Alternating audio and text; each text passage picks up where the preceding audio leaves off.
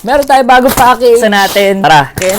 May pants na naman. W. Angas. So, meron tayo ngayong pants na naman at 3 fitted polo. Nice one. Simulan na kagad natin dito sa pants.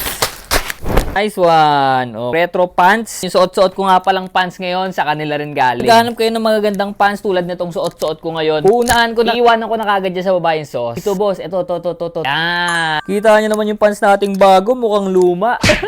Diba? For reference nga pala, height ko 5'5", 61 kilograms. Ang hips ko 34. Suot-suot ko ngayon 3XL. Kita nyo naman, baggy pa siya. Pang, isang 360 muna para makita nyo yung buong fit natin. Nice one. Okay, next natin. Dito na tayo sa mga polo. Meron tayong red, green, and blue. Pang, okay na. Ready na for Christmas party. Saktong-sakto rin talaga. Pang December vibes. Yung ganitong klase na knitted na tela, hindi siya mainit. Pwede siya pang layer. Tapos na first fit natin, all goods tayo dito sa green. Green ba to? Buti na lang may code na nakalagay doon sa plastic. Kasi kung walang kulay na nakalagay doon sa packaging niya, hindi ko malalaman kung anong kulay to.